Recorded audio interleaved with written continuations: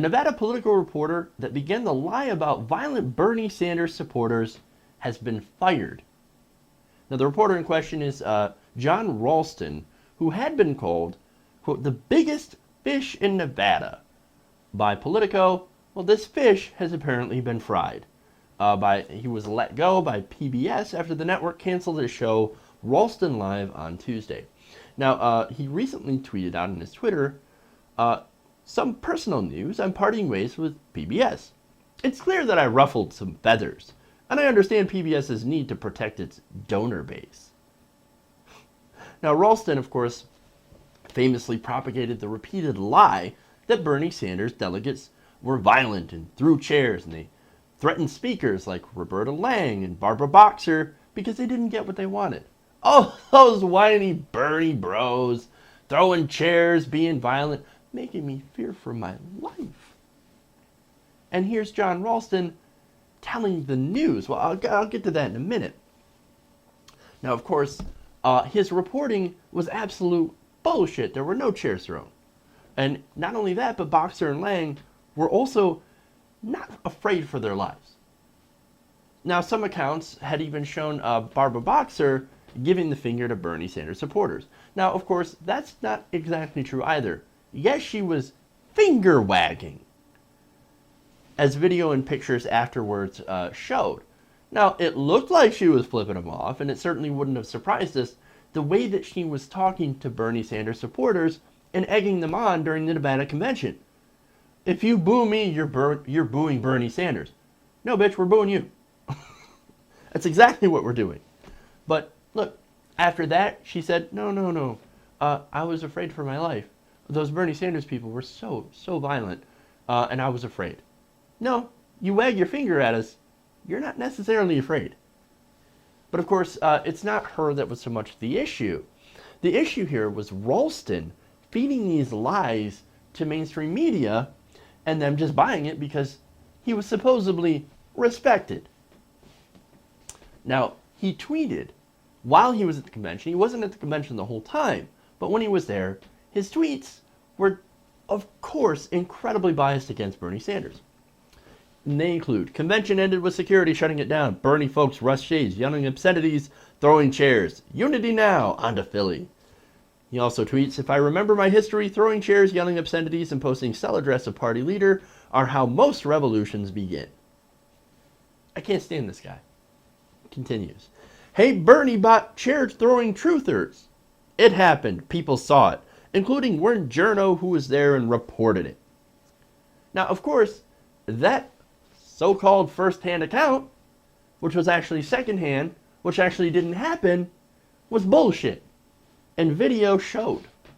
I mean, there was absolutely no video of anybody throwing chairs.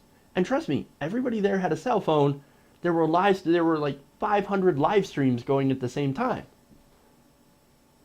Nobody caught a chair being thrown. Nobody. It was bullshit. No violence, no chair throwing. Yes, there were calls and threats to Roberta Lang, but we don't know who made them. And regardless of that, a lot of us Bernie supporters really don't believe in violence. And we said, hey, that kind of shit is unacceptable. We don't know if it was from a Bernie Sanders supporter, but if it was, he would be widely denounced, he or she, for making those sorts of threats. We don't like threats. We actually don't believe in that. I mean, honestly, do you think the people that are following the most liberal senator in Congress believe in violence? No. We're more likely to have a drum circle, okay? I mean, look, people were pissed there for obviously good reasons. And there was one guy who picked up a chair, and then he put it down, and then he hugged it out with a bunch of people around him. You know why? Because we're fucking libs. That's what we do. We don't throw chairs, we hug it out. But see, because of Ralston's bullshit reporting, the national news media printed numerous stories falsely claiming that, of course, Bernie Sanders supporters were violent and throwing chairs. Now, outlets that reported this bullshit were things like the Associated Press, the New York Times, and CBS. And some of these outlets haven't even conceded the whole truth, and they still claim that supporters were, okay, maybe they didn't throw them, but, you know, they were brandishing chairs. They were brandishing chairs. Brandishing a chair? Come on, dude. Come on. just like, Give me a break. yeah, brandishing a chair. Come on. Look, it took independent media shouting for weeks to finally get people to look into it and debunk Ralston's account, and to force NPR to admit that the network had actually made a mistake in trusting Ralston's reporting without any sort of corroboration. And look, Ralston, he's not a journalist. He's a political hack, and this shows it. Now, Ralston wasn't even doing proper reporting during the convention. No, he was doing anti-Bernie tweets the whole time. In fact, some of his tweets included, Bernie folks essentially left to complain about 1. Switching measly 1 or 2 delegates, 2. Hillary party mean to them, 3. Life isn't fair. Another tweet, paranoia strikes deep, into the Bernie bots it will creep.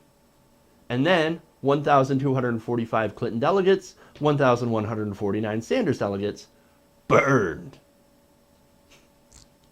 Look, that doesn't sound like to me a fair and unbiased reporting. I mean, if you've got a bias, okay.